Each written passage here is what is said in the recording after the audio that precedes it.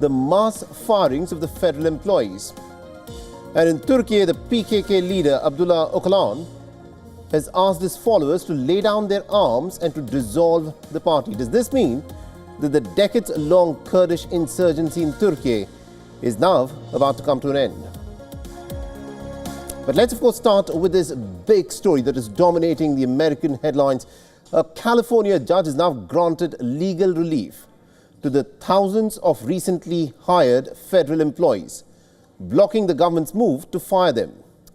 On Thursday, a federal judge in San Francisco ruled that the government does not have the authority to order the mass firings of federal employees.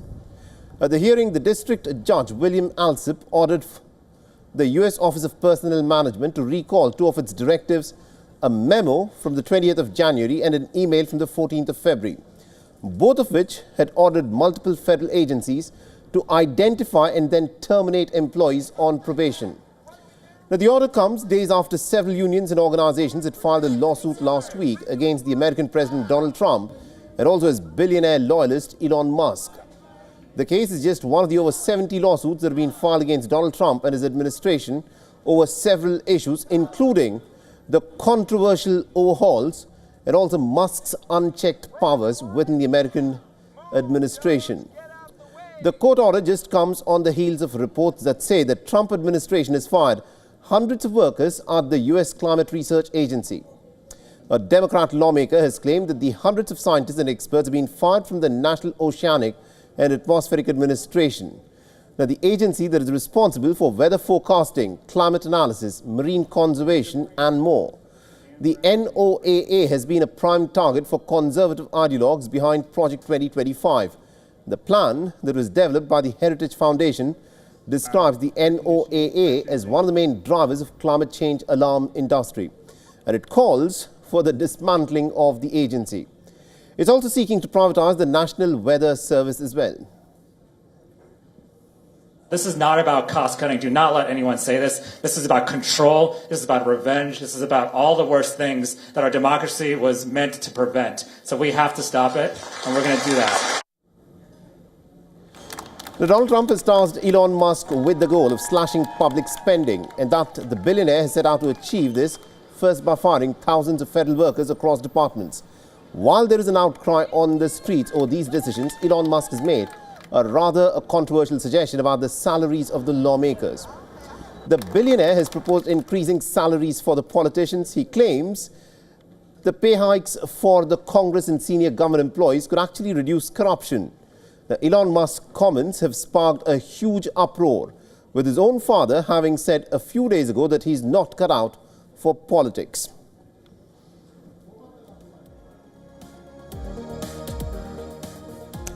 All right, now to give us more perspective in terms of what, of course, is happening in the United States of America, we're being joined by Mr. Rich Giordano, who is a sheriff, former New York State judge and prosecutor, and also host of the Rich Giordano Show. He's joining us on this broadcast. Mr. Giordano, this is a critical moment for the American people, and this is also in many ways a legal setback for the Trump administration, which is being advised by Elon Musk on going about firing these thousands of federal employees. And now the judge has said that probably the federal government does not have the authority to order these kind of mass firings as have been put forth. What's your assessment of this? Oh, my assessment is this is one of the attacks against the Trump administration. Legislatively, since President Trump controls the White House, our Senate, and our Congress, the legislators can't do it legislatively. So they've gone to lawsuits. And currently, you're right, there's over almost 90 lawsuits on a variety of 22 different issues, from immigration, from the suspension of research funds, from USAID, and also most recently from the mass firing of employees at different agencies. However, those are lower court rulings. So you will see an appeal by the Trump administration to our Supreme Court. They will ultimately decide what authority the executive branch or the president and his appointees have over employees. There's several categories. There's individuals who are on probation. There's individuals who are about to be hired. And then there's career civil servants. So they've made broad strokes to terminate and eliminate thousands of positions across our government, and they're all being challenged usually by left-leaning Democratic groups or the unions in favor of these individuals. You know, it's interesting that you mentioned that, yes, Donald Trump is, of course, in charge. He is the chief executive there, and therefore he can do things as he deems fit. But this is what the Democrats are turning around and saying, that this is not just about economic efficiency. This is about controlling the agencies by doing away with agencies that have been critical of Donald Trump's policies. For instance, on the issue of climate change. And the second criticism is this: if this was about bringing about more efficiency and cost cutting, why is Elon Musk recommending that the salaries of the lawmakers need to be increased? But on the other hand, he wants these federal employees, a lot of them probationers, to be laid off. How do you convince them? I think that it's a mass approach, and the Trump administration feels that the sooner they do these things, the more difficult it will be to turn them back by lawsuits or by the legislature. So I think what you're seeing is Elon Musk looking across the board and saying these positions do not further or advance the policy position of the Trump administration. And as President Obama said several years ago, elections have results. President Trump is doing everything and having everything done that he said when he was running. So it's not like it's a bait and switch, or it's not like it's a surprise to anyone. Right. But you are right. There's different categories. So you will see unions fighting for their members. You will see individuals who may fall outside of civil service protections. In fact, there's a couple lawsuits where they're claiming that some of the acts of Elon Musk and the Doge effort are taking away civil service protections. Those may be a greater chance of being successful. But very quickly, because we're short of time, do you support this recommendation by Elon Musk that the salaries of the lawmakers need to be increased? Because this is going to be possibly one of the most unpopular recommendations within the American public. Well, I think the logic that I recall reading is that they need to have their salaries increased and not to have any outside income. Most of our senators and congressmen go in on fixed salaries, and when they leave government, they're worth millions of dollars, or their families are worth millions of dollars. And recently, a big scandal was uncovered in the past few years where there was insider trading, right, where it closed government hearings. They would hear about stocks and things that were going to happen, and their family would buy or sell stocks. All right. And so therefore, this is a reaction to that, where I think what Elon Musk is saying, pay them a better salary, but limit anything they can make on the outside or anything their family can make from their government connections. Interesting. We are completely out of time. Good. All right, we're completely out of time. Thank you very much indeed, Mr. Giordano, for joining us. Although a few people would turn around and say any senator or lawmaker who wants to be corrupt would be corrupt irrespective of the salary rise that is given to them. But we're completely out of time. Thank you very much for joining us. Thank you for having me. Thank you very much. Have a good day. So the United States has terminated thousands of life-saving grants globally, including for HIV, malaria and humanitarian aid projects. The PEPFAR, the President's Emergency Plan for AIDS, funded HIV organizations in places like South Africa, and other grants to hundreds of African and HIV groups providing life-saving services have also been terminated with immediate effect. This has sent shockwaves around the global health community. In January, President Donald Trump had announced an executive order to freeze all foreign aid for a 90-day pause to assess whether projects were consistent with his policy aims. Now, in the hours after the Trump administration announced that it was cutting some $60 billion in funding, termination letters arrived at NGOs across the world. The letters said that programs providing life-saving assistance against hunger and disease and performing other humanitarian work were being ended. The letters further said that the programs were being defunded for convenience and the interests of the US government. The major United Nations health programs were amongst those to get the termination notice, including UNAIDS, the Stop TB Partnership, and Scaling Up Nutrition, as well as projects helping the displaced people. In South Africa, all 44 South African HIV programs through US aid have been terminated. South Africa has the highest burden of HIV in the world, with 8 million people living with the virus. It runs the biggest HIV program in the world, providing treatment to almost about 5.5 million people. An alliance of health groups said that the cuts are a crisis and people will die because of it. Now, head of the leading Desmond Tutu HIV Foundation, Linda Gale, has said that a halt in American funds to South Africa's HIV/AIDS programs could lead to more than 500,000 deaths over a span of 10 years.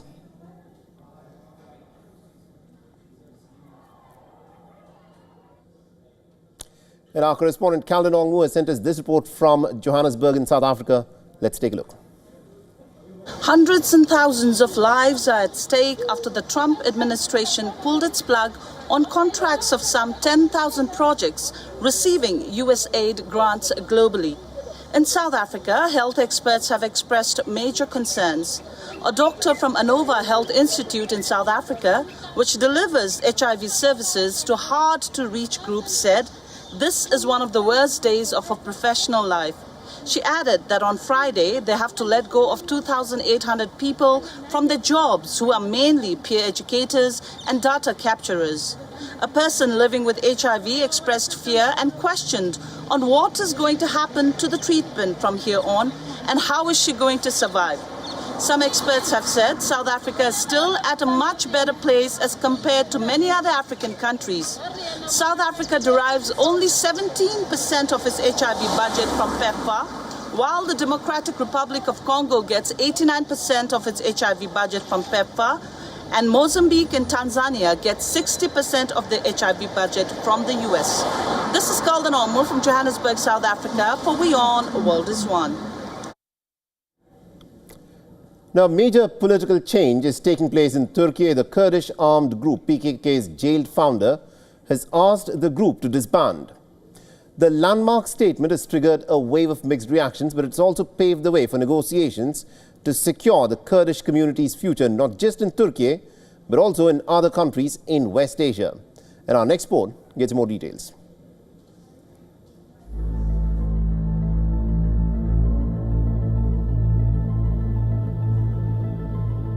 A 40-year-old armed conflict between Turkey's military and the Kurdish armed group PKK is at the cusp of coming to an end.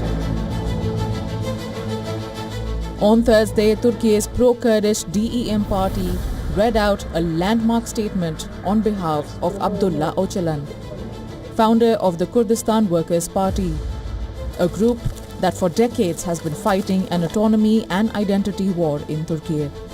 The Kurdish leader's message was clear. He called for the PKK to lay down arms and disband the group. The collapse of real socialism in the 1990s due to internal reasons and the dissolution of identity denial in the country, the developments in freedom of expression, led to the PKK's lack of meaning and excessive redundancy. Therefore, it has completed its life like its counterparts and made its dissolution necessary. Thousands across Turkey watched the announcement with bated breath.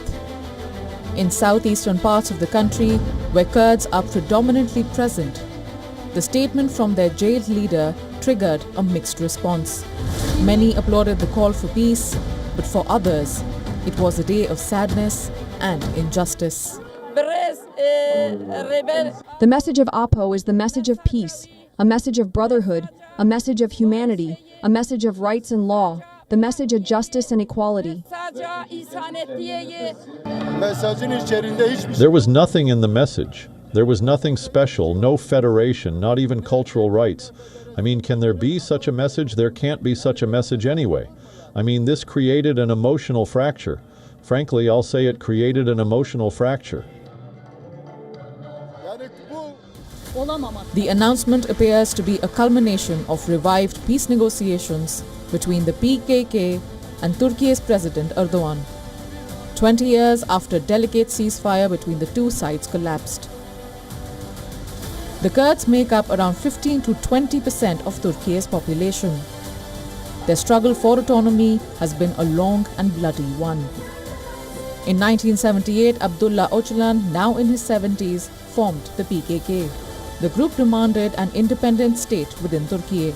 In 1984, PKK's demand turned into an armed struggle. In February 1999, Turkish authorities jailed Öcalan. In 2013, secret negotiations led to a successful ceasefire that only ended up collapsing in just 2 years. So far, the violence and attacks have killed more than 40,000 people and displaced thousands more. The Kurdish struggle for independence and autonomy is not limited to Turkey alone. In West Asia, the community is spread across Syria, Iraq, Iran, and Armenia as well. Like the PKK, other nations also have their own armed groups.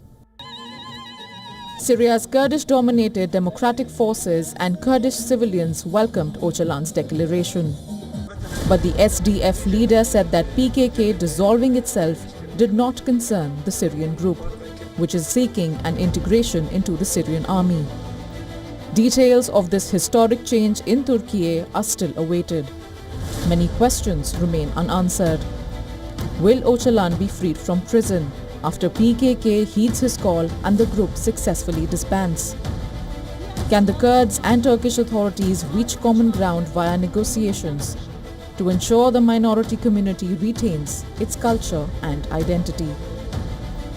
Bureau Report, WION, World is One.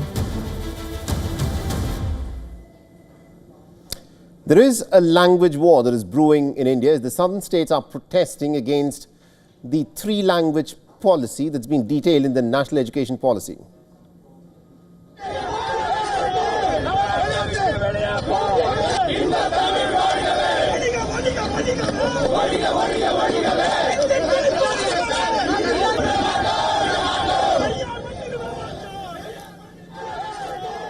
On Friday, the student organizations and DMK party leaders staged a big protest against the arrival of the Union Minister of State for Education, Sukanta Majumdar, over the three-language policy issue. The Union Minister is in Chennai to attend an event at the IIT Madras.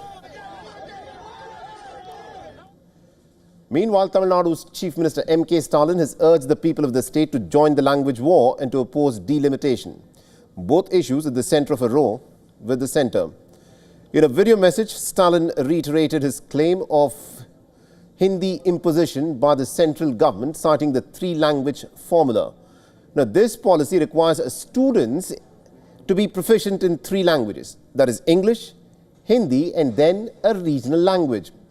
However, Stalin's DMK party has staunchly resisted this framework, advocating instead for the state's long-standing two-language system of English and Tamil.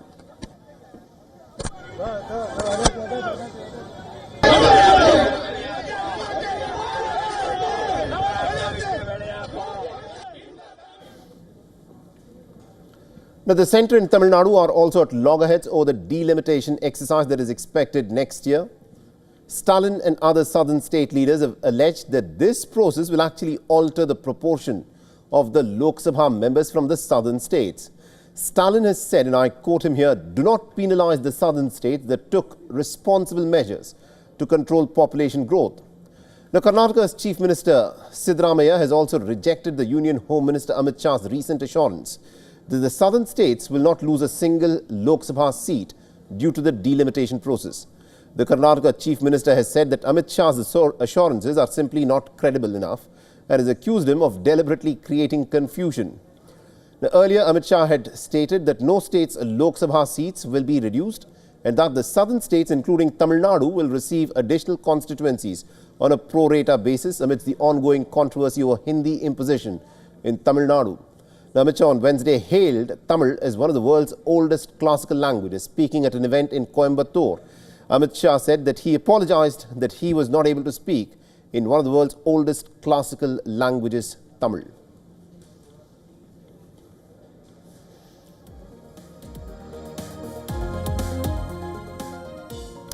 In India's troubled northeast, the Arambai Tengol, a key Meitei group in Manipur, has surrendered about 246 weapons to security forces. This comes as the deadline set by the governor to return illegal arms has expired. In total, about 307 weapons were surrendered across the state. The group says that its decision was based on key assurances from the government that included a crackdown on illegal opium cultivation, strengthened border security, and also a national register of citizens to control immigration. The group has also demanded protection from attacks by the Kuki people and a general amnesty for their members, a request that the authorities are now considering. Manipur has been in turmoil since May 2023, with deadly ethnic clashes between the two communities. The unrest has claimed over 250 lives so far and has also displaced thousands of people. Amid the escalating violence earlier in the month, India's central government imposed President's rule, taking direct control of the state after the chief minister resigned. Security forces have warned that anyone found with illegal arms will face some strict legal consequences.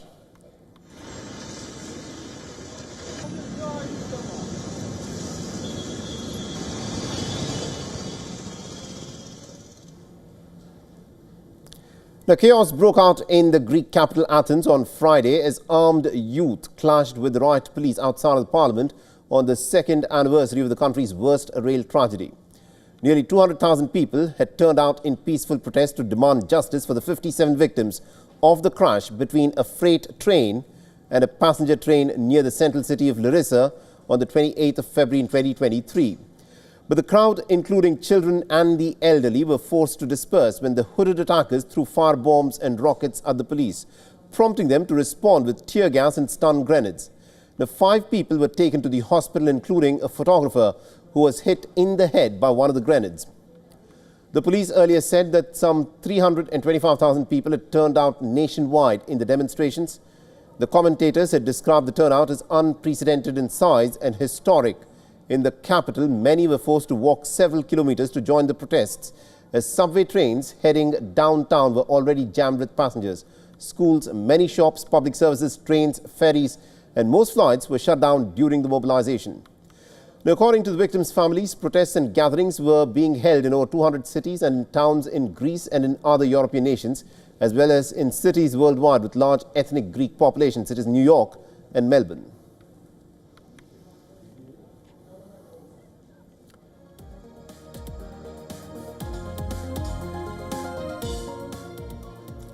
A joint press conference by the American President Donald Trump and the visiting British Prime Minister Keir Starmer witnessed a bit of an awkward moment when the British leader was answering a media question on Canada.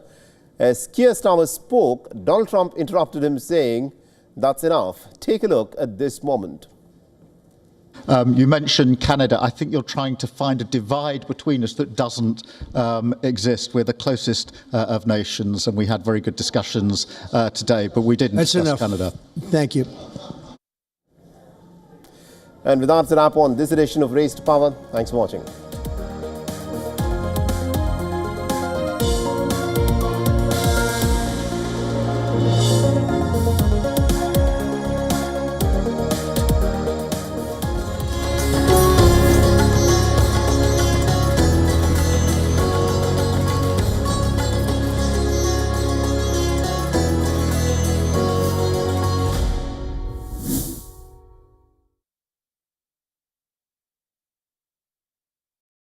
The stress of our world can take a toll on our physical and emotional health. Here, in New York's Catskill Mountains, lies a luxurious place of healing called WION Wellness Center.